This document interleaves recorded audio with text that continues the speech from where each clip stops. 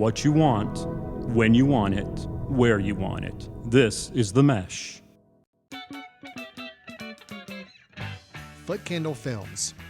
Film news and reviews from two guys who really like movies. This episode is brought to you by the Foot Candle Film Society. For a schedule of upcoming screenings and membership information, visit the Society's website at www.footcandle.org.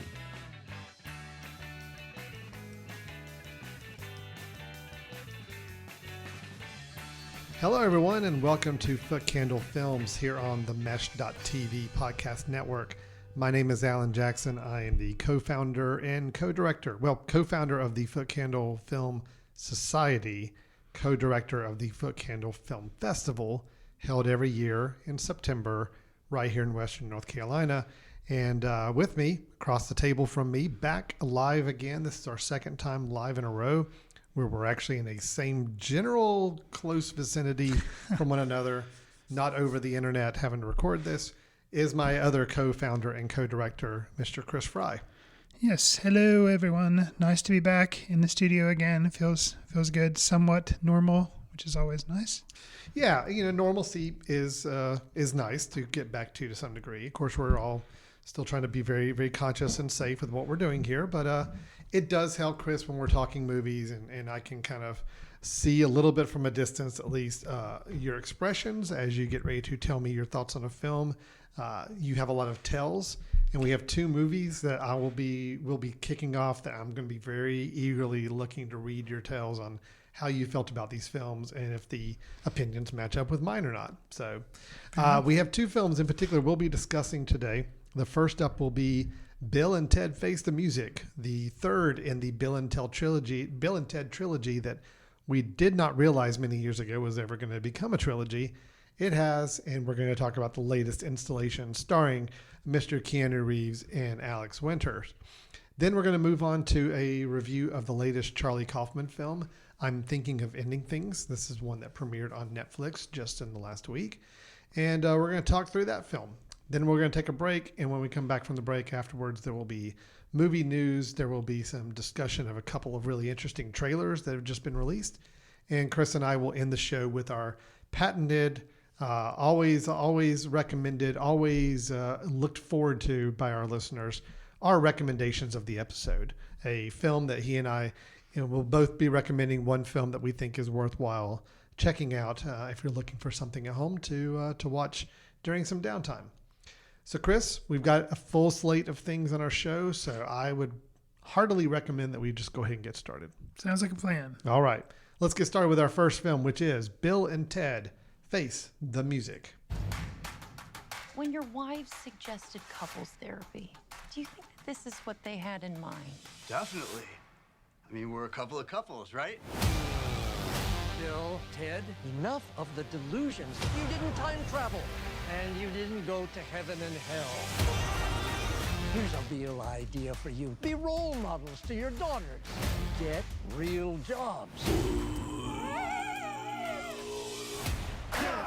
Bill, we've spent our whole life trying to unite the world, and I'm tired, dude. Ted, we have a destiny to fulfill.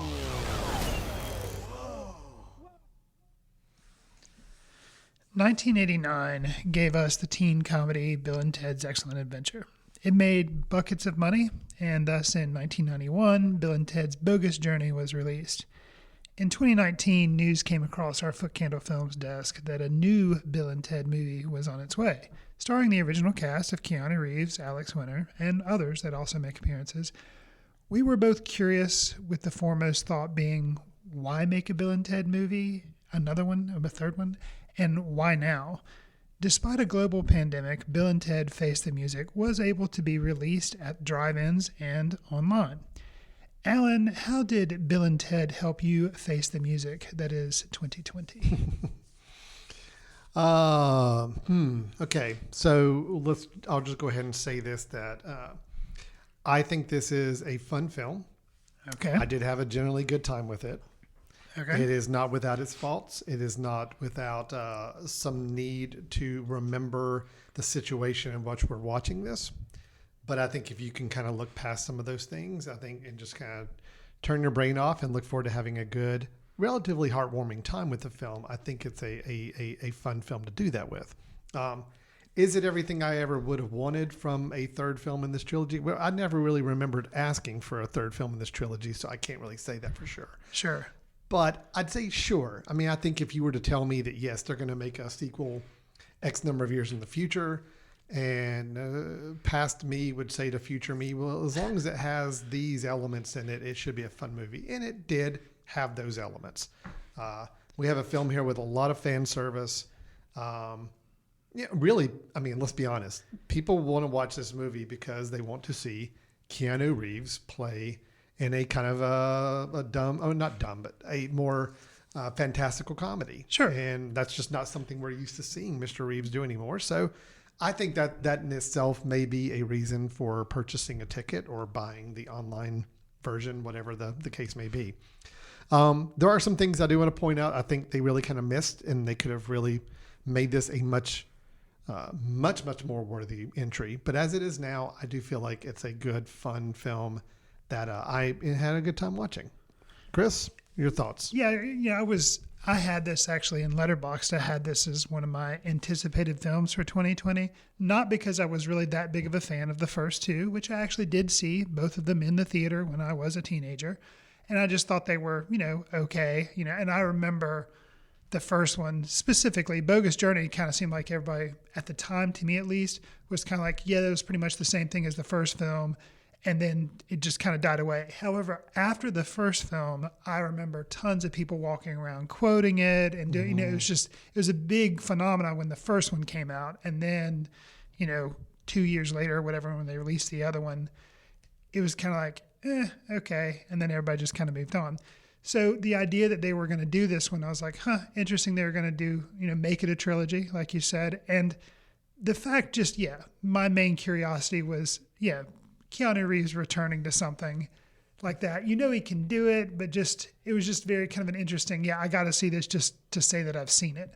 Yeah. And it was, for that, it was worthwhile. I will say the opening minutes and some of the things that centered around Bill and Ted going to couples therapy with their wives, like that was even though it's teased in the trailer, those moments and some of that stuff was really good and more above the dumb humor that I had expected from the movie. And in a way, it kind of got my expectations, the bar immediately kind of jumped, and I was like, whoa, this is actually going to be, something more than what I thought. And then no, it's still kind of, this whole time travel bit and some of the, stupid jokes kind of came back, and I was like, oh, okay. But I was able to have a good enough time with it that if you liked the original movies or you're looking for something to take your mind off the current situation, just with the pandemic and everything, this is probably not a bad escape.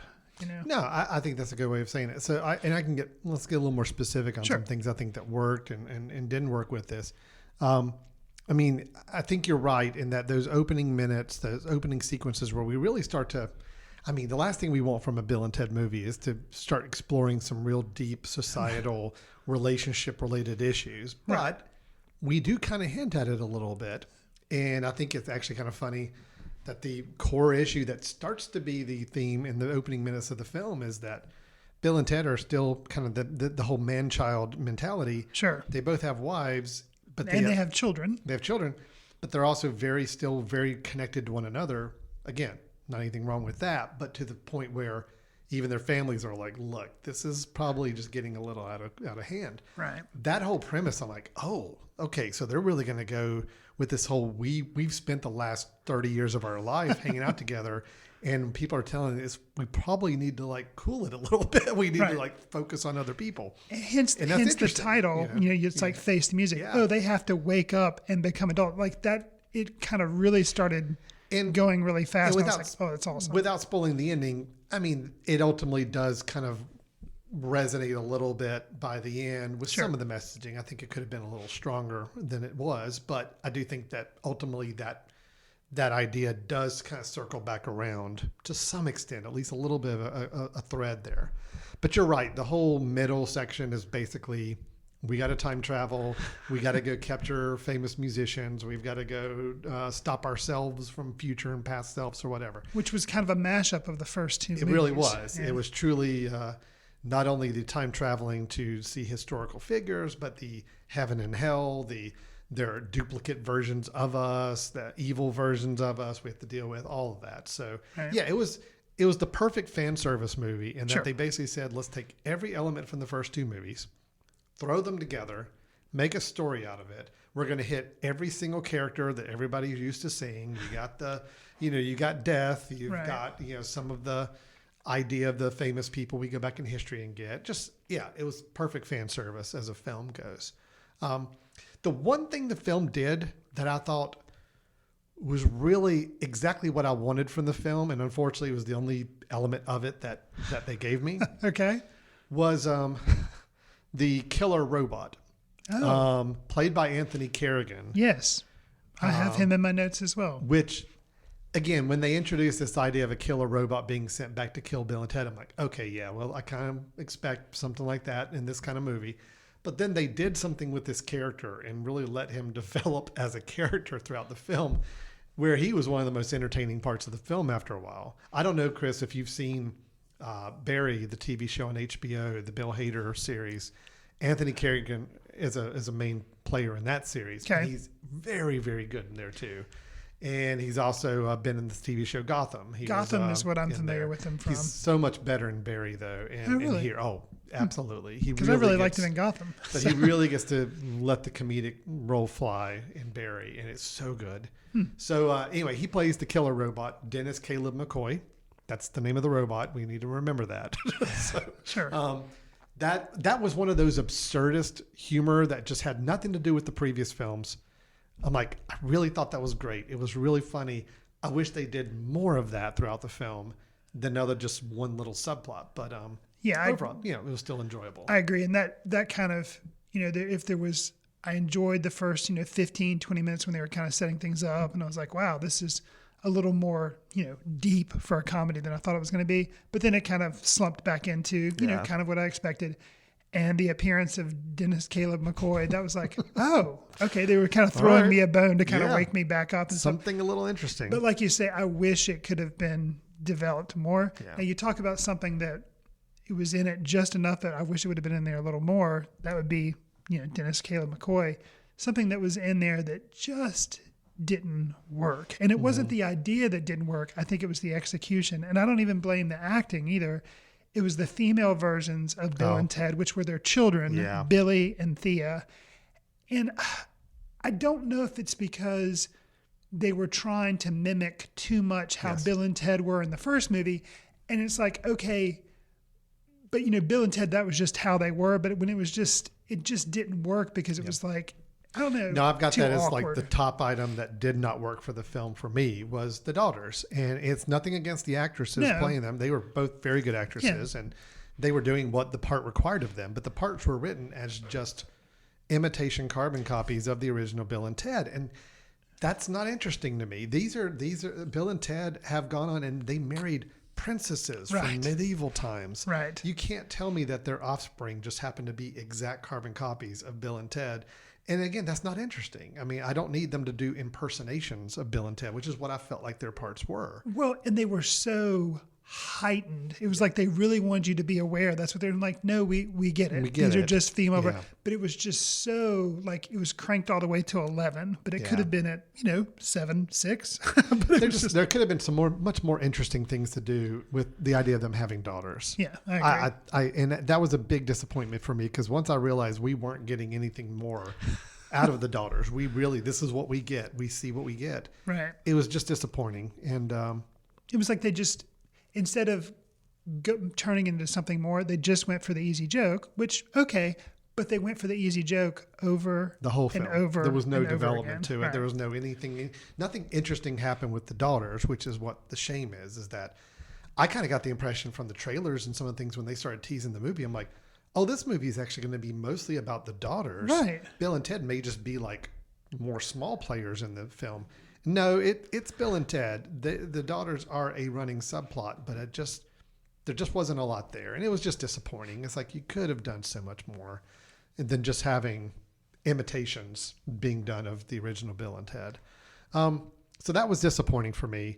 Okay, I'll go ahead and get ready for the hate mail now. Yes, Bill and Ted movies should not be built on any type of realistic logic. Okay, I get it. It's time travel. It's crazy stuff, whatever. Sure. But I really think back to the previous two films, and at least I bought into the concepts of what they were doing. You were also a lot younger. With this third one, I'm just like, really? That's the whole plan here? And I don't know. Again, I'm not going to spoil anything, but Sure. to kind of get to this end culmination, they have to pull off some feats that just defy everything about the idea of time, space, and everything else. Sure. Again, I'm willing to give them, obviously it's a comedy, it's a enjoyable film. But at the same time, I just didn't feel like there was a lot of thought in the writing. Right. That's my biggest issue, I guess both with the daughters. Sure. And just overall the plot idea, this concept of they are charged with writing that one magical song that's going to bring everybody together. That carries from the very first movie, which I thought was kind of a nice touch. Here we are 30 years later, they still haven't written it. I think that's pretty cool. And they got a certain amount of time to do it. But then their mechanics of, well, how do we go about having them solve this issue? It just seemed really sloppy, just seemed really brief. And even the film seemed to be kind of acknowledging the film is really short. It's like an hour, 20 minutes. Well, which goes really brisk. And normally I wouldn't have a problem with that, but it was almost felt like it was too brisk. And it's like they could have let it breathe a little more and could have like actually written some really interesting moments in there. But anyway. See, that's interesting because even though it was short, a shorter comedy, which is usually good, and we like things like that, I still felt, I guess some of the comedy wasn't like, engaging me enough. So I kind of got a little tired of it. Mm-hmm.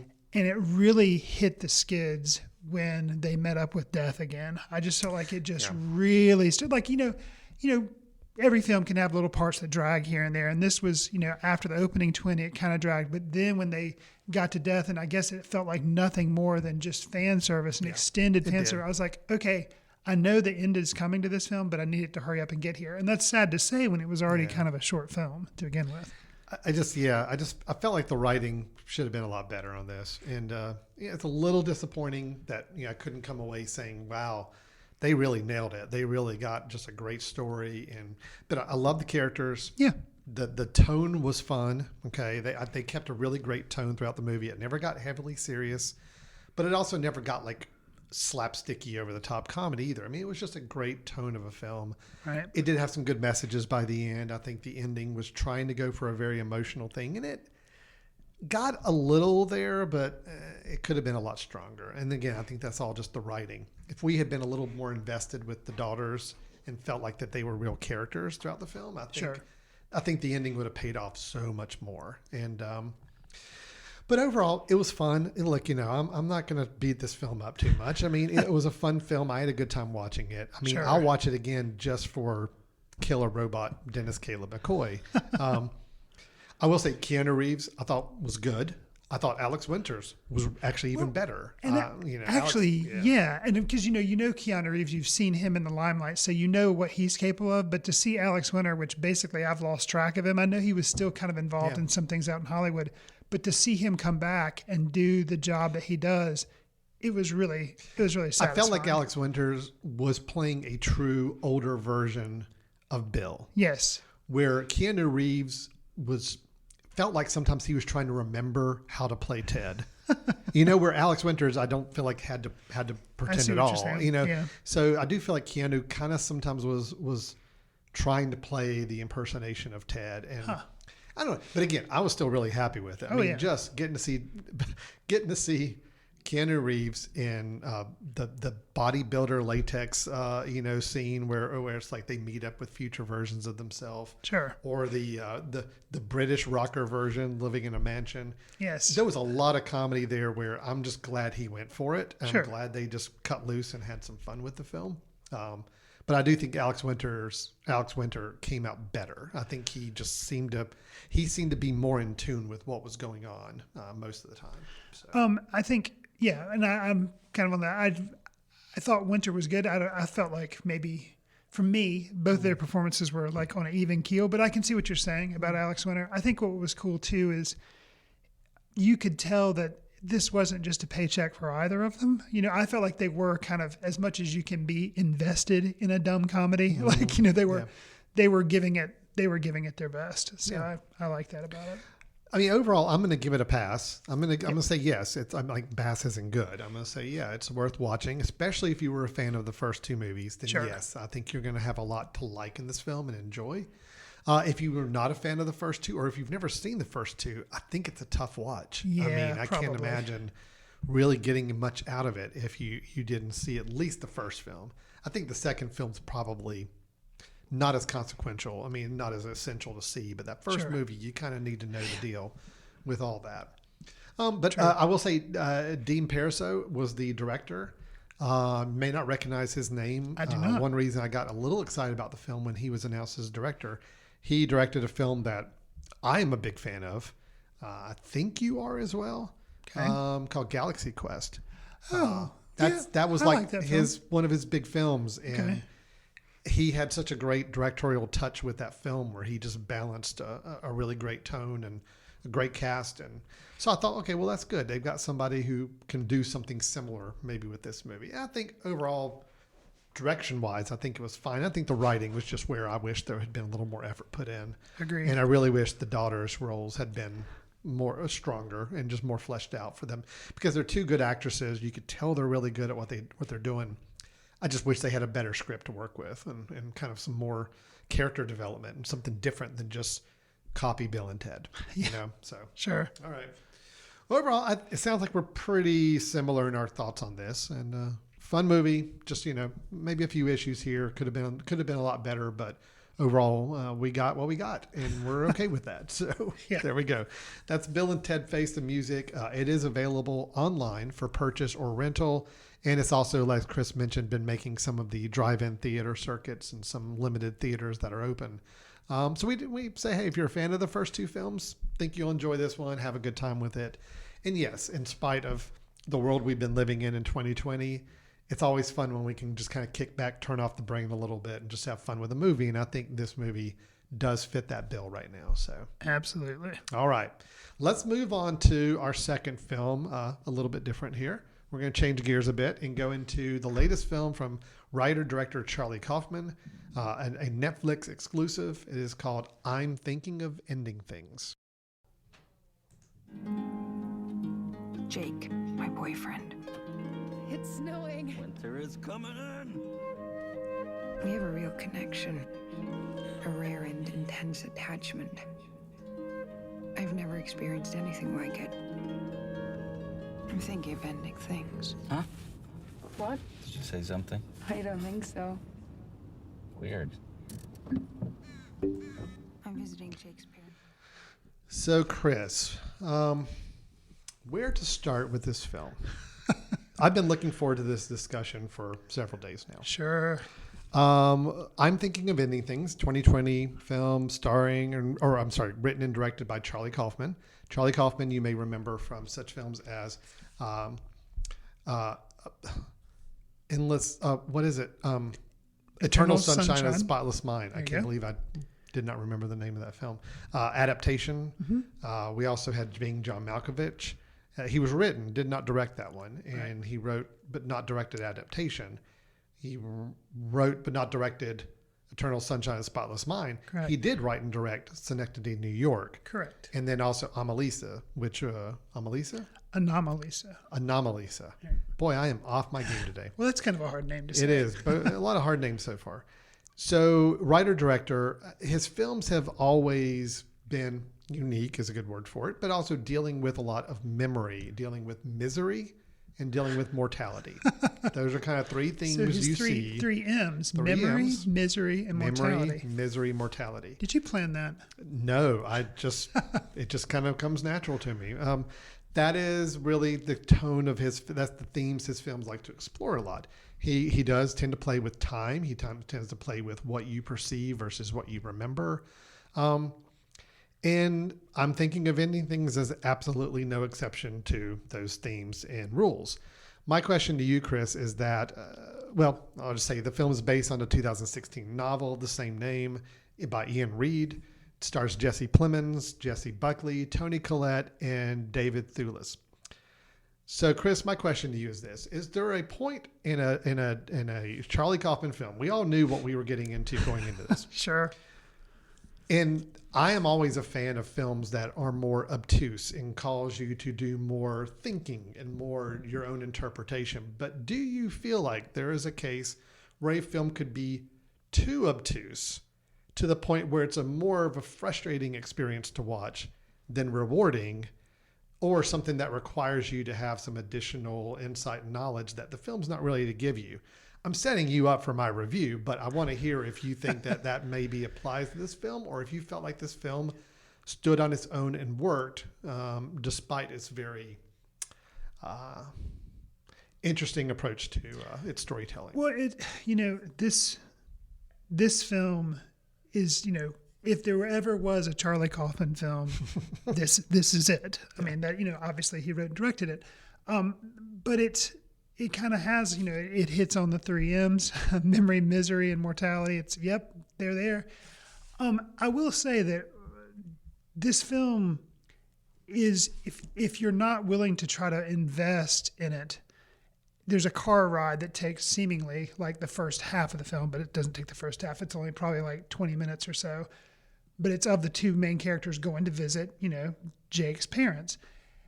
And it's slow. There's not a lot going on. There is some dialogue, but it's just, the scenery is very gray. And there's, it's if you can't get on board with that wavelength, and then it starts going crazy when they get to the parents' house, things go sideways and things go really crazy.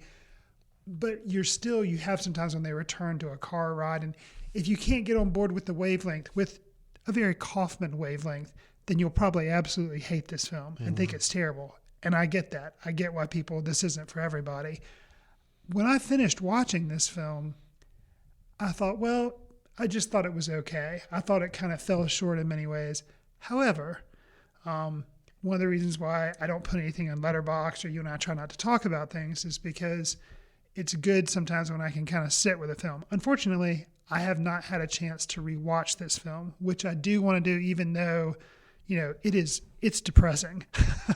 But what I have done after watching the film, and I'm not going to spoil anything, is I have gone online and read some stuff about it. And then I was like, oh, and there's just stuff you wouldn't know going to it the first time because there's just no way to really pick up on it. That's my thing. Okay, but go ahead, please. So now, reflecting back on the film, having read some, I'm like, okay, I get it. Because what I would say this film was about, having just watched it, in credits, I'd be like, oh, what was this? And I thought it was okay.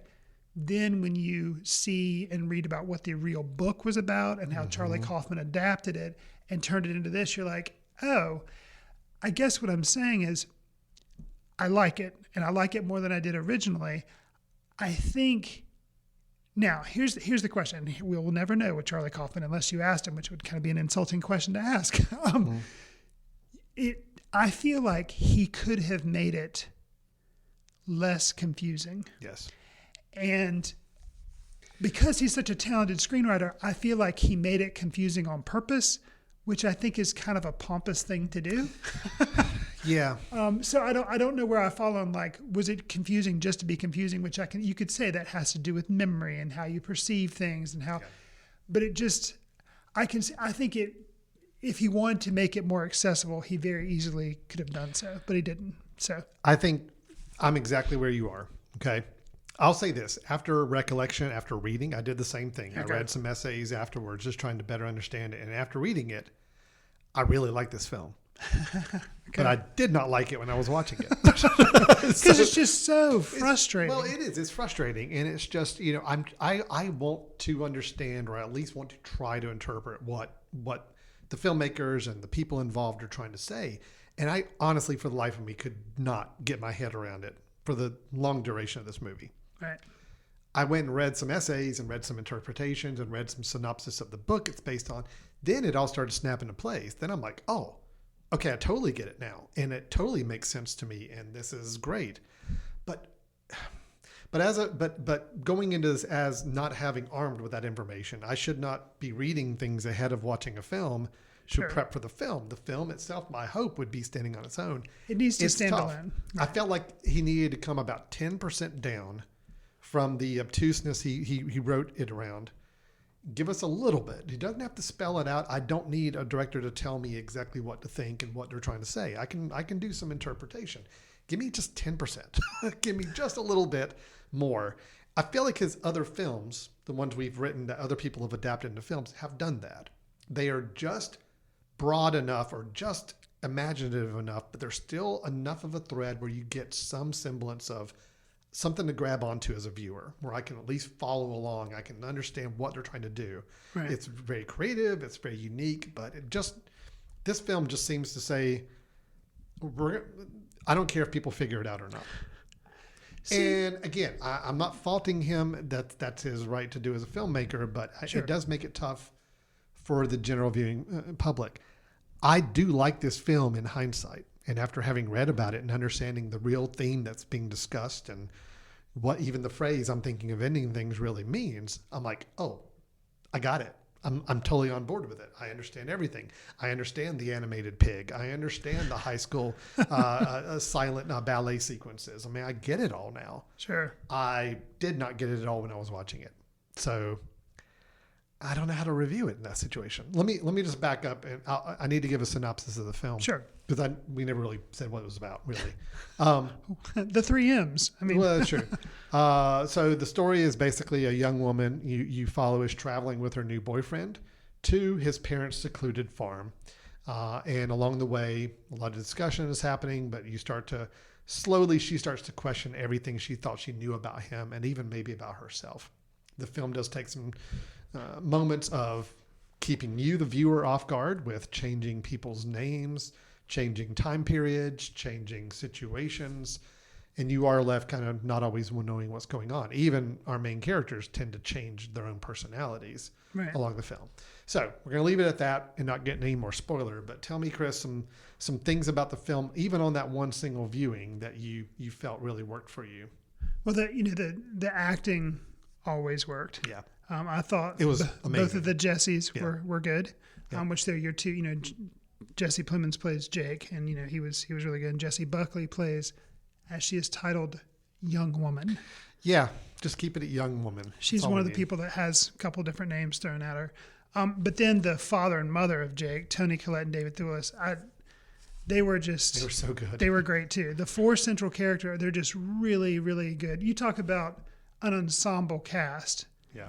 I think, they're it for this film. It all worked together. Yeah. And with such a crazy script and with such a crazy plot and, so much craziness going on, if you didn't have 4 actors of this caliber, I don't think the film would work as well as it does. No, I agree. So, I agree. No, I was going to say the acting is the one thing I put up as kind of a real big strength of the film. I also going to kind of credit, I think, I was a little disappointed that more didn't happen in the house because I thought the stuff in the parents' house was the most interesting and just exhilarating for me to watch. I'm truly absorbing everything that's going on and really trying to understand the dynamics. And the house itself was kind of a cool character. I mean, just sure, you kind of got an understanding of its layout. You got to see Jake's old bedroom as a child. There's a mysterious basement. There's just a lot of things with the house that were cool. Right. But the house really was a relatively much smaller part of the film than I expected it to be. But I do like all the production design that went into the house and the layout of the house and the use of the house for different rooms and scenes. So, sure. But yeah, acting, production design. And again, once you understand what the film is about and what they're trying to say, you look backwards. The writing's actually really strong and sharp. It's hard to understand if you appreciate the writing when you're watching it the first time or not. Yeah. I thought, it's just tough for me to kind of really heartily recommend a film that almost requires either a second viewing or supplemental reading. And that's where I feel like this film is. Well, did you see in your readings, I read some stuff that talked about why the inclusion of the musical Oklahoma. Yes, I did read that. Okay, so you've read some of this, and I thought that was really fascinating. And I liked, the janitor you see in the film, he seems to show a fondness for the musical Oklahoma and comments at different points about it.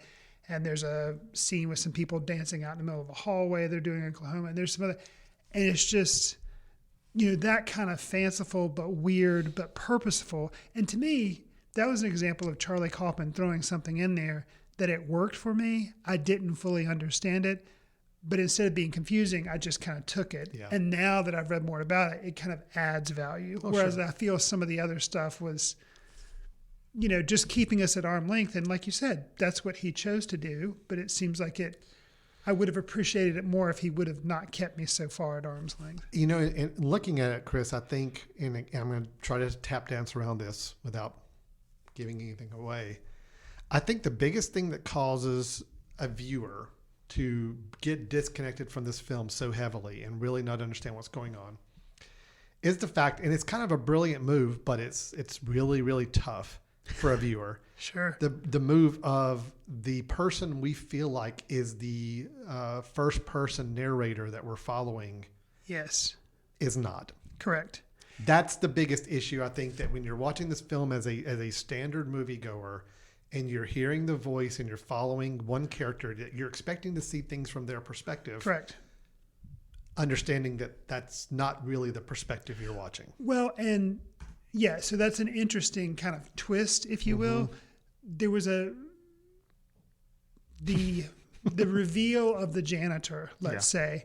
Okay. That was not a surprise to me. Yeah, I kind of figured that as well. And I feel like, that's kind of the magic trick that he was working on. Is like, oh yeah, because you see the janitor very early on in the film and they flash back to him at different points and things, or who knows, maybe they're flashing forward. And, but I kind of like, yeah, I get what you're doing. I know what you're doing. But what I didn't get was the perception of the story being told and how it was being told. So that was, but it ends up being just like, you feel like you've been duped, it's not a good feeling. You kind of like, it's not a twist like a M. Night Shyamalan or a, Christopher Nolan twist. You're like, no, I feel like you did this on purpose just to confuse me. Yeah. And I'm kind of irritated by it. So I tried to think back to myself, if this film was told from a different character's point of view, I still think it could have been really creative and still a lot to grapple with and a lot to work with, but it would have at least led the viewer down a much more straightforward path to trying to appreciate the film. Right. The choice of having the narrator, or I guess the voice that we hear predominantly, the person we feel like we're kind of following, sure, not really be who we're following. It was an interesting choice. I applaud the creative choices involved. I just think that's the element of the film that made it where it was still very much at arm's length for me the whole film. It took me reading about it afterwards to get something out of it. But interesting, if you would have asked me right after I read this, or right after I saw this film, if I wanted to watch it again, I'd be like, no, it was okay, but I'm kind of one and done. However, like you, after reading things. Yeah. Well, because there is a lot going on in the film. There's a lot of details. There's a lot of things. Everything's very intentional. There's book titles you see on a bookshelf that all mean something. There are shots and moments and phrases that all mean something. It's so well written. It's just, again, unfortunately, when you're watching it the first time, it's just all of it just kind of breezes by because you're just not sure how to process anything. So here's the thing. I think you and I both appreciate films that have breadcrumbs that are kind of put down for you. You can pick them up and figure them out. This was a loaf of bread thrown into a wood chipper and shot into your face. And so therefore, at the end of the film, you're like, pushing bread off your face and you're like, okay, I get it. But it just seems like, or a bazooka shooting bread. It's just like, okay, just the way it was done was, and you don't realize that until the end. But it was just, it's interesting. Tough. It's a tough watch. It's a tough film. It's a challenging film. So if everything we've talked about has convinced you that you're interested in this film, then awesome. Just know that it probably would benefit you reading a little bit more, or at least going in with the perception of what you're hearing, what you're seeing is not just think about that it could be from other perspectives and not the perspective that you think you're watching. The double whammy of the film is it's very complex, and on top of that, it's very heavy. The film is kind of sad. It's about ending relationships, strained family stuff, somebody that seems to be very miserable, or actually maybe the two main characters are both very miserable. So Yeah. You know, it's tough subject matter just because it's so heavy, and then add on that this complex maze you're running through. It's a lot, but I think if you enjoy trying to figure things out, or if you enjoy unique cinema, then this could be something definitely for you. unique. Yeah. And again, I still feel like after having read about it and kind of thought about it and read more analysis of it, I'm actually wanting to go back and watch it again. Like you said, I would like to watch it from a different lens. Sure. Where I feel like I could really appreciate the film more. So, but the acting, production design, the direction in general, very, very strong. So it's worth watching just for that. But yeah, it's a tough one, man. It is really, really tough. I like you had to watch it in 2 batches because I got interrupted watching it the first half. So I got halfway through, and then my wife and I watched the second half. And I don't know if that was the best way to watch it, or if I needed that time for my brain to kind of readjust a little bit in the middle. I'm not sure, but I'm very curious to kind of give it another visit at some point and see what else I can spot and figure out from it. So yeah. So that is I'm Thinking of Ending Things, a film by Charlie Kaufman. It is available exclusively on Netflix, released just to Netflix, and is available, of course, now if you have Netflix. And Chris and I are saying, yes, we recommend it. Is that what we're saying? Yeah. I mean, I recommend it with caveats. With a star. Yeah. With caveats. Yeah. With understanding that it may not be for it's definitely not for everybody. Sure. And may require some additional homework to get the full benefit of the film. So you watch Bill and Ted Face the Music and you think, oh, come on. I Give need me something more challenging. Okay. Here you go. Ask and you shall receive. Right. Okay, good. Well, let's. That's our 2 reviews. Let's take a quick break, Chris. When we come back, we have got a couple of interesting trailers to discuss and play some clips of and dissect. And we'll also be jumping into some very early kind of mid-season Oscar talk, Chris. Sounds it's good. Really, that's crazy, but to think, but yes, there is an Oscar season still going on, despite the dearth of films. We're going to talk about that. And then we'll end with our recommendations for the episode. So stay tuned. You're listening to Foot Candle Films here on themesh.tv. We'll be right back in a moment. This podcast is sponsored by Jackson Creative, a custom communication agency located in downtown Hickory, North Carolina, specializing in online content creation. To learn more, visit thejacksoncreative.com. Jackson Creative, we tell your story. Welcome back to Foot Candle Films here on themesh.tv. Chris and I finished our reviews of Bill and Ted Face the Music, followed by I'm Thinking of Ending Things. An interesting pairing there, Chris. One where it's okay to turn your brain almost completely off and just enjoy. The other one, your brain, you're going to want to take it out of your head and rinse it out and wash it and squeeze it and all in between the movie just to try to comprehend what's going on. Absolutely. So, but both we're recommending just with different some caveats. Audiences. Different audiences. Yeah. Definitely some caveats, especially on the Charlie Kaufman film. Sure. But Chris, let's move on. Let's talk future. Okay. Those 2 films, they're out. We've seen them. They're available for everybody to see. Let's talk about some films that are going to be coming out before too long. Let's go ahead and do the trailers first. I think I may have just changed the order on what we're doing, but if that's okay with you, we'll roll with it. Chris, there are 2 films that we want to talk about in our trailer tapas section. Okay. This is the section of the show where we basically like to play a little bit of a trailer of a film that is going to be released soon that we think is worth discussing. Maybe it's a interesting film. Maybe it's one that we've been really looking forward to, creative project, whatever it may be. So we have 2 that we're going to be doing. I'll go ahead and tell you, Chris, I have seen neither of these. Okay. So I'm really watching these fresh and blind here. So I got to see, so we're about, one of the ones we're going to watch a trailer for Dune. Dune. I saw a teaser trailer for Dune in a theater. Okay. And you're like, when have you been? I actually took my life in my own hands, and thankfully everything was safe, but it was kind of scary. But I went and saw Tenet. Mm-hmm. And when I saw Tenet, one of the trailers they showed before it was a teaser trailer for the trailer we're about to now hear. So a teaser for the trailer, and right. Now the trailer's out. It's a long trailer. Sure. We're just going to play a clip of it, and then we'll talk about it. So let's just go ahead and set this background up here. So I am not a Dune person. I don't know anything about Dune. I know I watched the Lynch version, parts of it, like when it was on TV, like broadcast after its theatrical run, and I did not get it. did not really find myself enjoying it. I did Sure. not end up seeing the 2000 version they did as a miniseries that they put out. Yeah, I never saw that either. So I'm fresh on this. This is a whole new experience for me. What about you? What's See, your I as a young person, I still do though, love sci-fi. And so I saw Dune, and even though I didn't totally get it, I really liked it. Probably because I really like David Lynch. Although, yeah, it's kind of a weird film.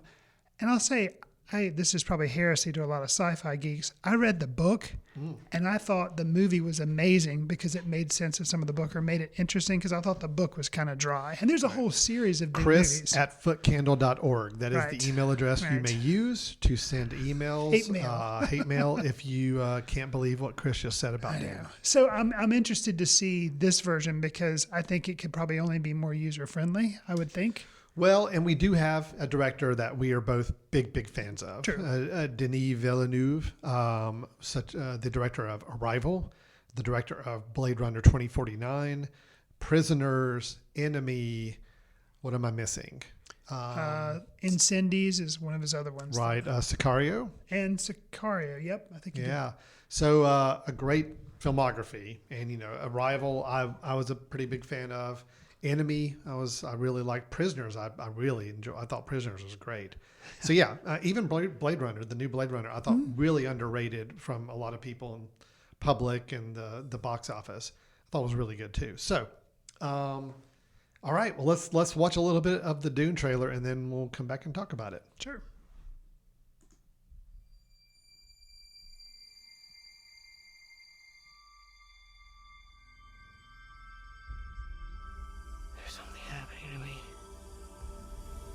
There's something awakening in my mind. I can't control it.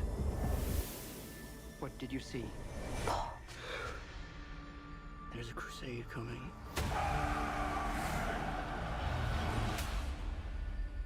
Do you often dream things that happen just as you dreamed them? Yes.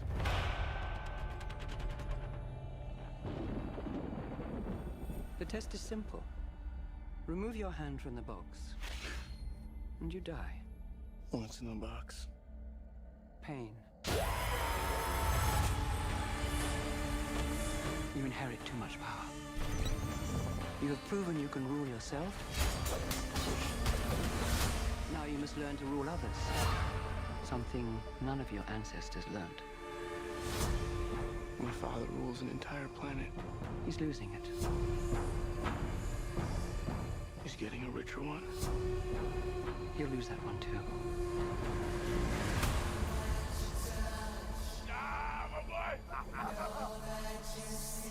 Arrakis is a death trap. Kill them. This is an extermination. They're picking my family off one by one. Let's fight like demons. An animal caught in a trap will gnaw off its own leg to escape. What will you do? I know you.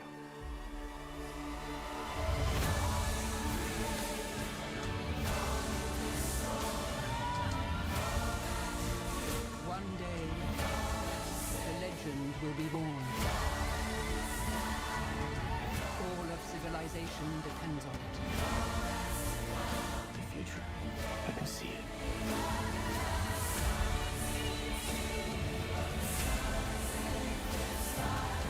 I must not fear.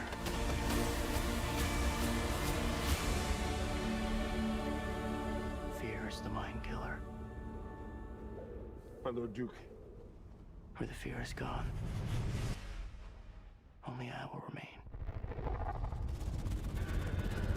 Go, go, go!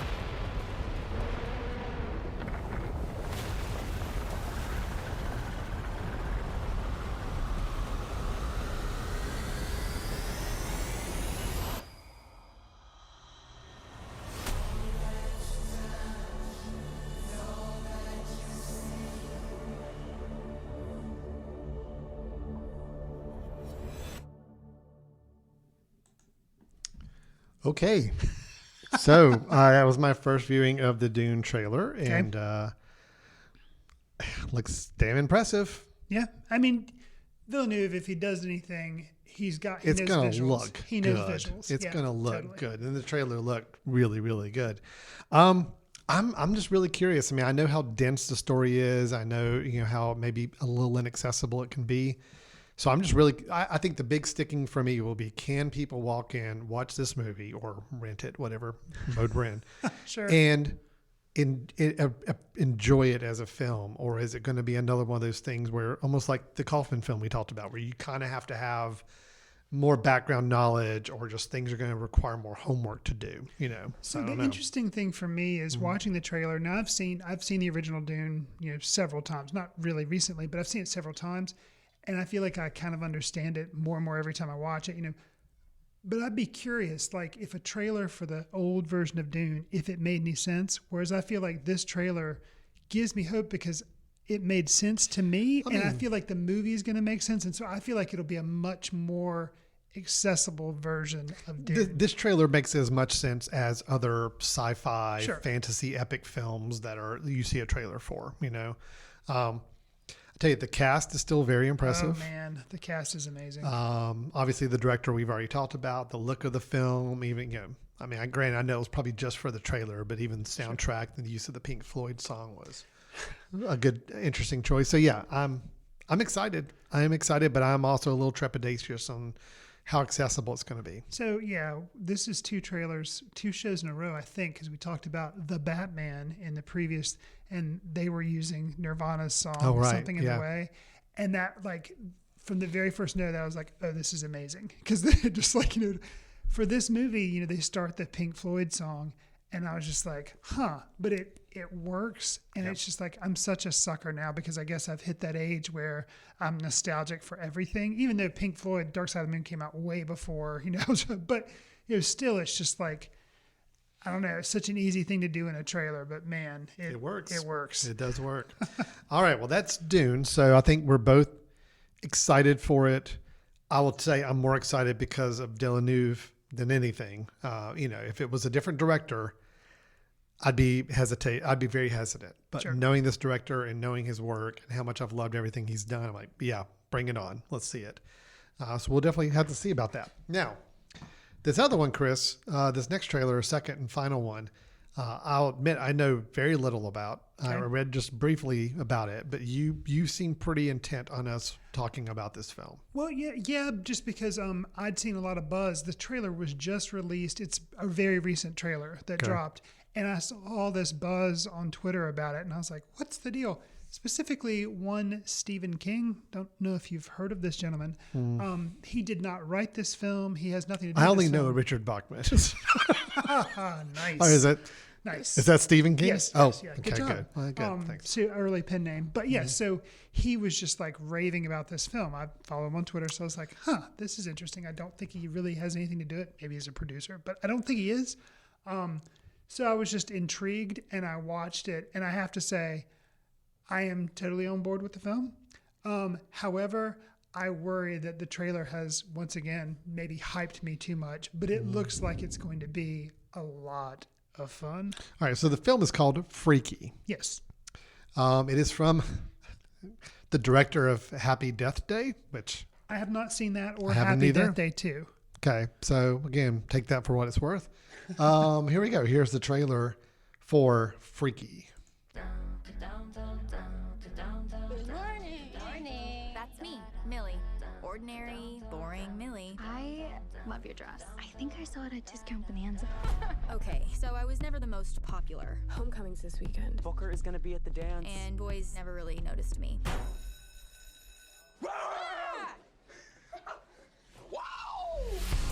Honestly, if this was a horror movie, I'd be one of the first ones to get killed. Cute, creepy dude in the mask. Like I said.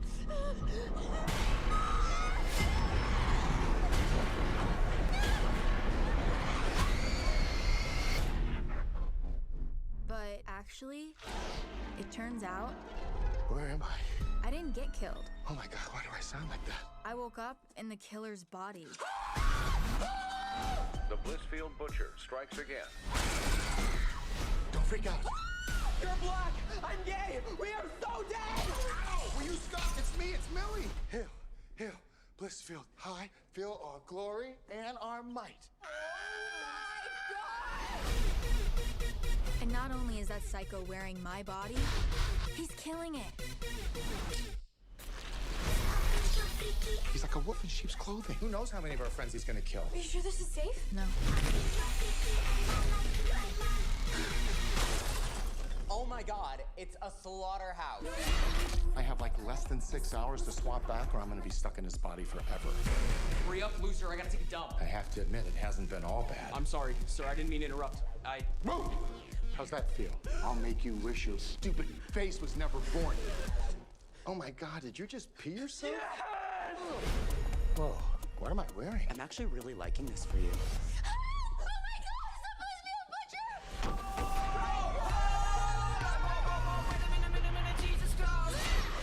Great. We're gonna get killed by Murder Barbie.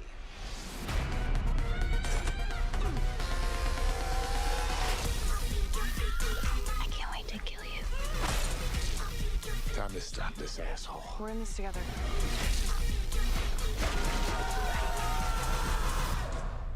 I want my body back. Come and get it.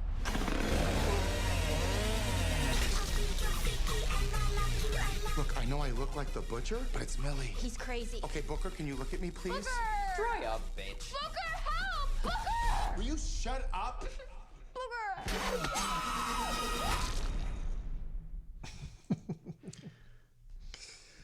Okay, so the trailer, it does look fun. It's a good trailer. I mean, it is a good trailer because it balances the horror and the comedy pretty nicely, and lets you know it's never going to take itself too terribly seriously. But again, taking the Freaky Friday premise and applying it to a mass murderer and a high school girl.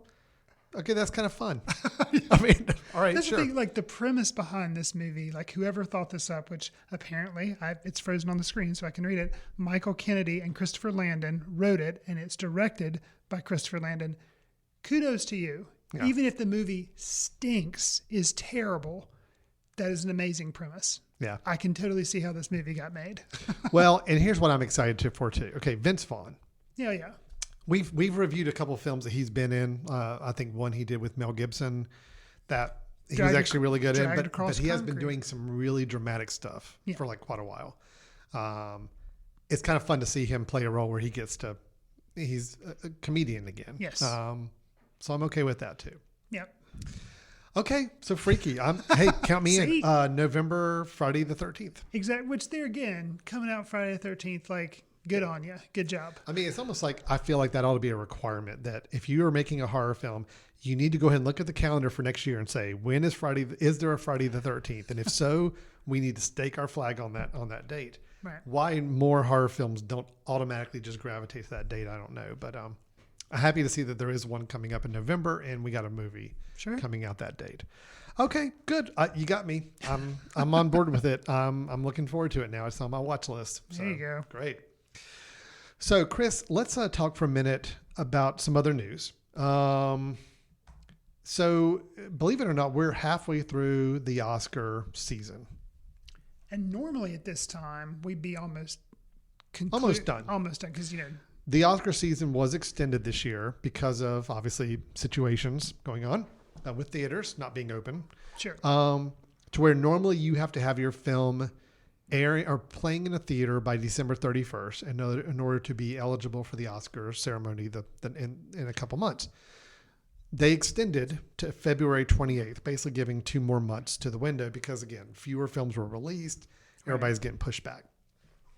So I think that technically means the midpoint of the season was in August. So here we are, September, recording this.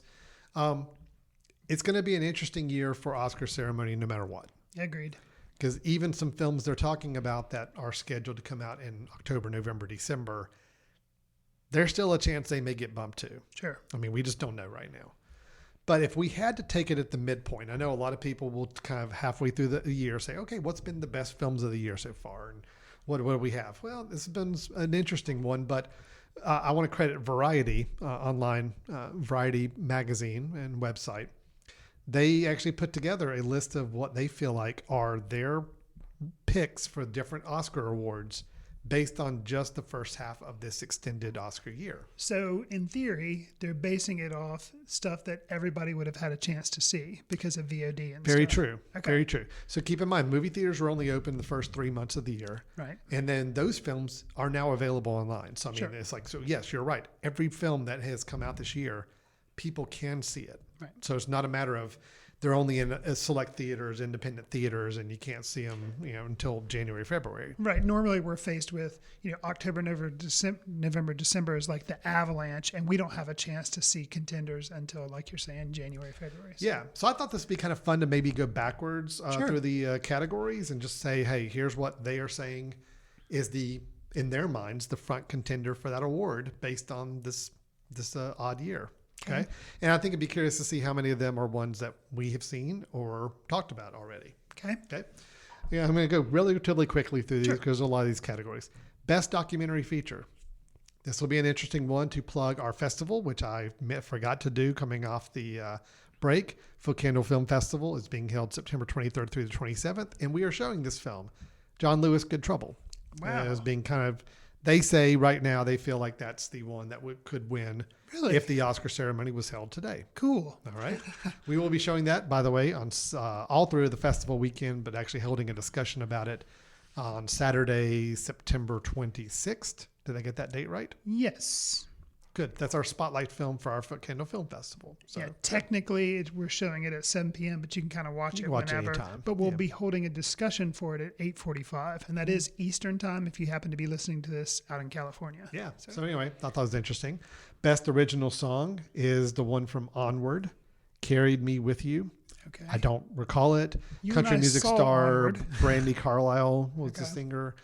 We saw Onward. I do remember there was a song, so I guess So that's there the you one they're go. saying. Okay. Best. I'm going to go ahead. You mean they're not going to nominate something from, or think Trolls World Tour is going to like? That's coming. Oh, great. That's coming. Best original score, The Invisible Man. Interesting. Yeah, not one I would have picked out for score, but yet maybe given the limited options we got, they said, that one's actually pretty good. Best visual effects, Greyhound. That's the Apple TV Tom Hanks submarine movie, which I did not think the visual effects were that great. Me neither, but maybe it's because I was seeing it on my TV. That's possible. Maybe. That is possible. Yeah. So that's their pick anyway. Again, this is not saying Sure. this is what's going to win. Just saying Yeah. this is Variety's picks, and which I think are interesting. Best sound is a film called The Outpost, which I have not seen. I'm not sure I've heard of it. The Outpost. It's a war film. Okay. The Operation Enduring Freedom account. Not familiar with it. Yeah, me So neither. that may be one to catch up on. Best makeup and hairstyling, Birds of Prey and the Fantabulous Emancipation of One Harley Quinn. I mean, I can kinda see get that. I get that. I can see that. Yeah. Best film editing, The King of Staten Island. What? Yeah, that one's a little confusing to me too. I mean, it was edited fine. I know they edited the film, but Yeah. yeah. Huh. Well, I mean, it was already super long to begin with. How long was it before it was edited? I don't know. Interesting. Best costume design, Radioactive. I have not seen that. That's the Rosamund either. Pike movie about Marie Curie. That's right. You got it. Huh. Best cinematography, The Old Guard. Have you seen this on Netflix? Yes. That's the Charlize Theron action movie. Yes. Okay, they're saying best cinematography. Huh. Okay. I have not. I started watching it and did not finish it. So. See, actually, we didn't even broach this, but I'm thinking of ending things. I thought the cinematography in that was really good. I agree. I think that's good too. Huh. Best production design, Emma. Okay. I totally get that. Yeah. Emma, we liked, was a good film. Sure. Best animated feature, Trolls World Tour.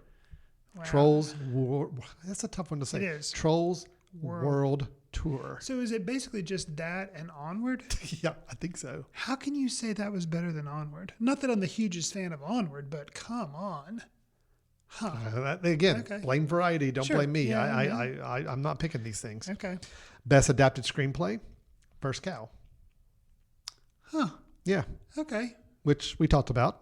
And, we saw, and it was our first Foot Candle film back when we moved to our online cinema a couple months ago. So, yeah. See, I would wonder if they had seen I'm Thinking of Ending Things when they I'm wondering if that film just broke after, Okay. because it just came out September 1st or August 28th or something. I'll go ahead and say, regardless of, I can't see how that won't be nominated for adapted screenplay because it's, it's crazy. quite a feet what they pulled off. Yeah. Best original screenplay, a film called Never, Rarely, Sometimes, Always, which I have been wanting to see, have not seen yet. Yeah. Supposed to be really good, but I'm not as familiar with it. Best supporting actress, Renee Elise Goldsberry for Hamilton. Okay. The actual stage production filmed version of Hamilton. Didn't think they could do that. I didn't think Hamilton would be able to be nominated for I guess technically she's still an actress in the film. Sure. Even though it's a stage play, but it's a film stage play, so that falls under acting. Yeah, because I thought that was the big buzz about it when it came out. Everybody's like, "Oh, Hamilton's going to sweep the Oscars," and then supposedly people were like, "No," because of I can't remember the. Well, it definitely couldn't sweep the Oscars because you can't. It doesn't apply to a lot of the categories, but I guess acting still does. Fair to me. Okay. Yeah. Huh. Okay. All right. But Variety does say here that there's conflicting reports and ideas about whether or not Hamilton is eligible for the Academy Awards. Okay. But they're saying right now that, while Disney and the Academy try to figure that out, Disney plans on giving it a campaign. They're going to try to campaign for it. So we'll see. Fair enough. Best supporting actor. Surprising. Billy Crystal for Standing Up, Falling Down. I know he's in a film with Ben Schwartz that I know is kind of a comedy drama. And it's like their father and son and they don't really get along or something? Maybe, or stand-up comedian and a friendship he develops with somebody. Yeah, I'm not quite familiar with it, but I was curious. I did see this film was announced. I think I saw the trailer for it. And I do like Ben Schwartz a lot. So I'm like, and Billy Crystal in his prime, I think is still really good and funny. It would be interesting to see him do something now. But they're saying it's really good. They're saying that, Standing Up, Falling Down. Standing Up, Falling Down. It's an independent film from director Matt Ratner. He plays an alcoholic dermatologist who forms an unlikely friendship with a stand-up comedian played by Ben Schwartz. Okay. When was the release of this? It doesn't say. I don't know. Okay. Yeah. Best actress. Take a guess. We have seen it. We reviewed it. Elizabeth Moss. No. Okay. I don't remember the Anna Taylor-Joy for Emma. No. It's a film we have not discussed yet. Oh, we haven't discussed, but we've both seen it. We both saw it. We both liked it. It was in contention to be one of our film screenings for Foot Candle, but didn't work out. Dude, I must need another cup of coffee. It's The Assistant, Julia Gardner. Oh, yeah. So we didn't end up reviewing that? I think we did. Oh, we did review it. We just didn't have it for a Foot Candle screen. No, we didn't. We tried to have it, and we couldn't pull it together. But Julia Gardner for The Assistant is their pick for Best Actress so far. Okay. That'd be amazing. Best Actor, also a film we saw, we discussed, we reviewed. And I would have pegged this person for Best Supporting Actor, but they're actually saying Best Actor. Delroy Lindo for The Five Bloods. Oh, yeah, I would have said supporting. I would have too. On that. But I agree, he's really good. He is really good. He needs to get something out of that, but yeah. Okay. Best Director, I'm familiar with the film, but I have not seen it. Channing Godfrey Peoples for Miss Juneteenth. Oh, yeah, I've heard of it, but I haven't seen it. Yeah, they're saying that's their pick for Best Director. Wow. So far. Yeah, pretty amazing. Not only first-time director as far as that we are aware of, but also, it is a true newcomer director. And then Best Picture, Palm Springs. Wow. Variety is saying that at the midway point in this new Oscar year, they feel like Palm Springs is the Best Picture contender.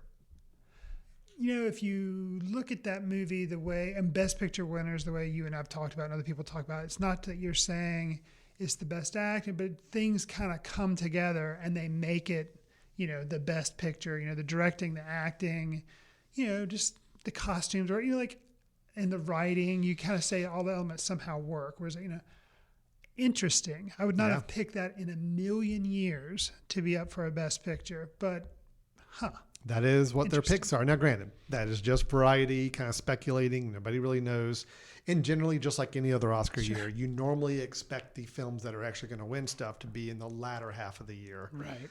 So it's always nice to kind of recall the first half, because I do feel like the first half of the year sometimes gets forgotten pretty easily by the time you get to the end. Totally. So I like knowing that, hey, of these films, I like the fact that I've seen most of them. Yeah. Which is kind of nice to know that, as far as the ones that are getting the most acclaim, they're all, again, like you said, we can pick up right now and watch any of these films because they're all available to us, which is, if we have to pull a positive from this whole experience, that would be it, is that I think we're going to have an Oscar ceremony where we're going to have the most exposure to all the films available to see anywhere we live. So, okay. So that is Variety listing out their selections, their contenders to consider for the new first half of 2021 Oscar season. So, Chris, we've done some trailer tapas. We've done talking premature Oscar talk here on the show. I think it is time for us to move into our final segment of the show, and that is our recommendations. That is where you and I both recommend a film that we either just recently caught up with, maybe saw for the first time, feel like needs some more attention or acclaim, and we'd like to help give it to them. So, Chris, I'm going to toss it over to you first. What film do you have to recommend for us today?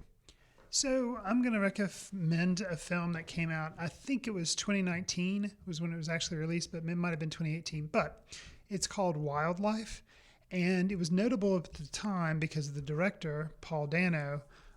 It was his first film. And he wrote the screenplay with Zoe Kazan, so he also was writing a screenplay. He made the film. It's based on a book, but it stars Carey Mulligan and Jake Gyllenhaal, and Ed Oxenbould plays their son. But Wildlife is a really interesting film, really well made, especially for a first-time director in Paul Dano. Obviously, he's been around movies for a while, but the cinematography was really beautiful.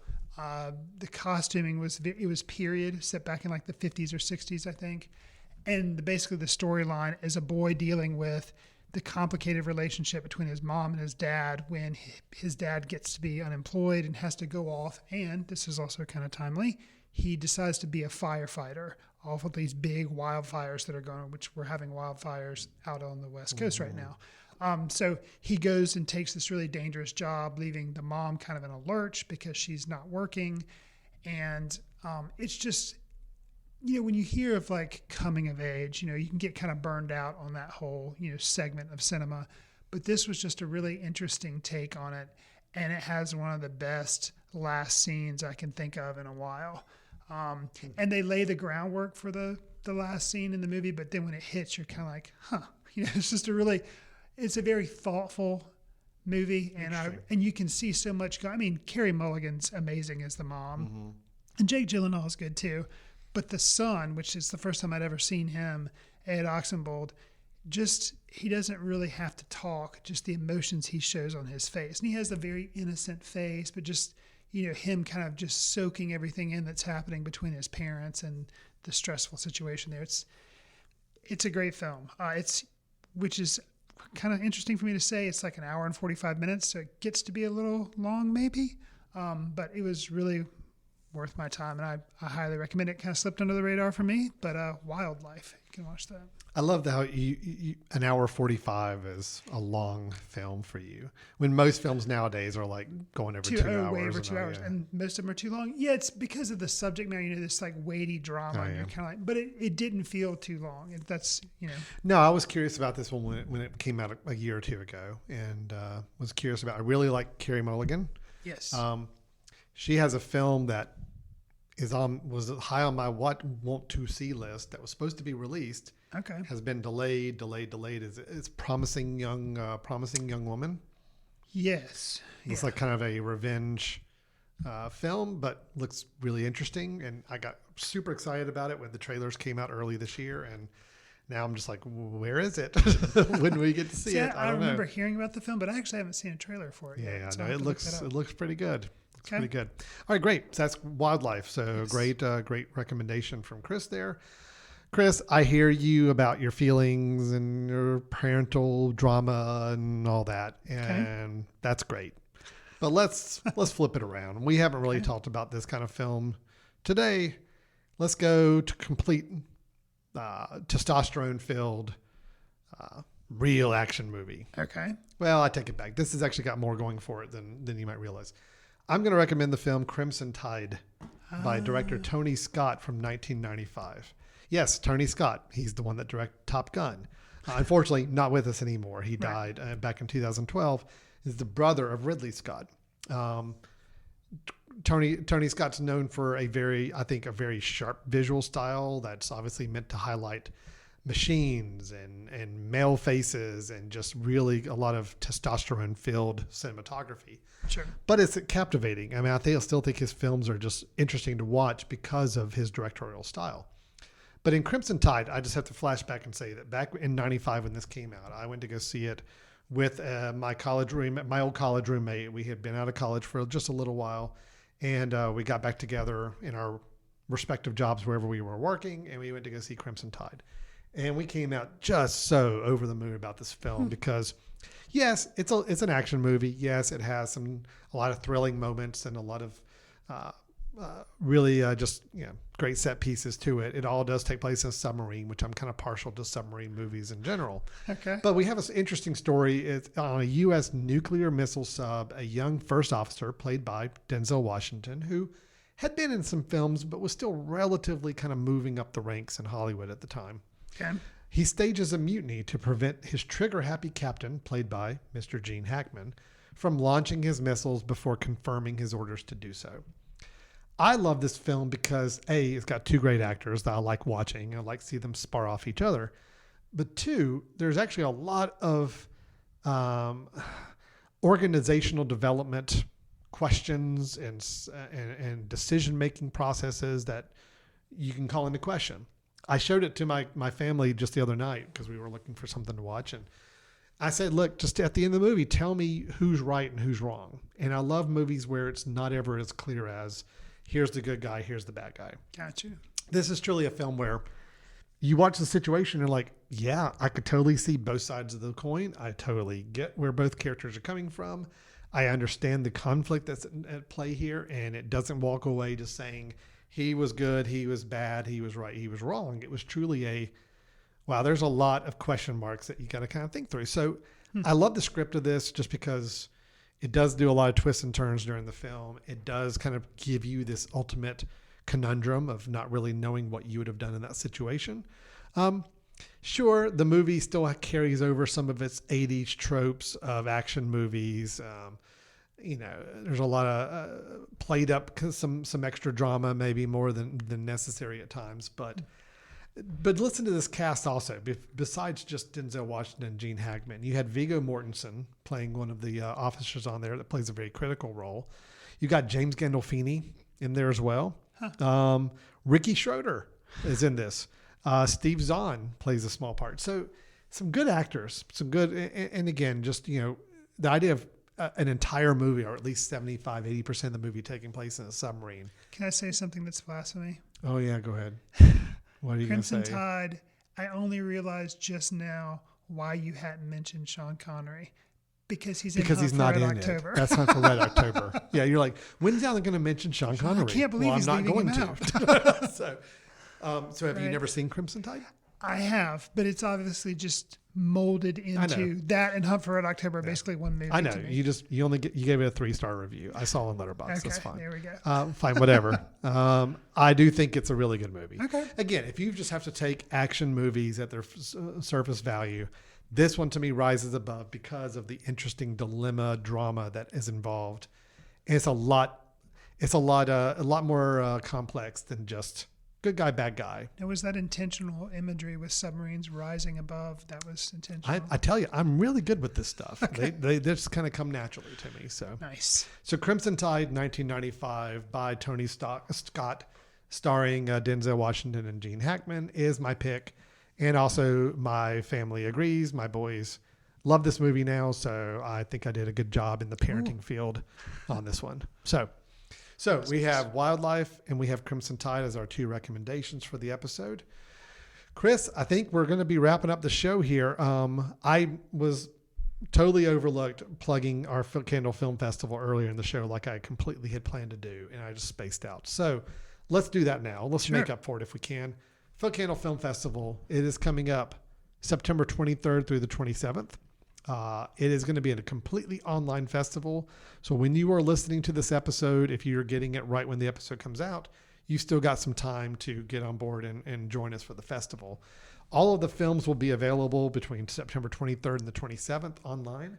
But if you really would like to follow along, Chris, we do have a schedule of recommended viewing times because there are going to be live Q&A discussions at certain times throughout the festival for each film as well. Right. So anything we want to share or add to that I'm missing? Just like we try to do with every year, with every festival, we try to have something for everyone. And this year's no exception. We have an out-and-out horror film in the arbors that we're showing. We have smaller independent films and locally made some in North Carolina. We have our opening film, Drought, is an example of that. They were actually a grant winner from some of the monies we gave away last year from the festival. And then we have documentaries, and of course we always have short films, which some of them are documentaries, some of them are narrative. So there really is something for everybody. I would recommend, if you're interested, to go check us out at footcandlefilmfestival.com to get more information about tickets and things. And again, you can watch these films from anywhere. I think there's only one film that might just be restricted to North Carolina viewing only, but the rest of the festival right now is anywhere in the United States. You could technically join us and watch these films. So we hope to virtually see you or talk with you during the course of the festival coming up September 23rd through the 27th. And Chris, we are wrapped up here with Foot Candle Films, but if anybody wants to dialogue with us about the film reviews or about any of the news we shared, how can they do so? So you can send us an email to info@footcandle.org. You can also follow us on Twitter @footcandlefilm. Alan and I do keep up accounts on Letterboxd to track what we're seeing. And if you enjoy this show, which hopefully you do, give us a star rating or write a review and share with friends for us like iTunes, because it helps us reach new listeners. We'd appreciate it. We're also on iHeartRadio, Stitcher, Spotify, and Pocket Casts. So make you aware of all the different places you can get this podcast. That's right. Well, with that, we're going to go ahead and wrap it up. Thanks so much for everybody for listening, and we will look forward to talking to you at our next episode here in a couple weeks. Thanks. Take care. Stay safe. See you in the ticket line when we actually go to theaters again. Watch films in the company of like-minded people in the dark. Watch films in the underground. We won't let anyone know where you are. The films that don't make it to Carmike at the mall, or ones that were famous when Grandpa would watch films out of the reverence of the heritage of an art. Watch films through the courtesy of Foot Candle Film Society. Special thanks to Carpal Tuller for the show theme music. For more about Carpal Tuller, visit www.carpaltuller.com. You've been listening to The Mesh, an online media network of shows and programs ranging from business to arts, sports to entertainment, music to community. All programs are available on the website as well as through iTunes and YouTube. Check us out online at themesh.tv. Discover other network shows and give us feedback on what you just heard.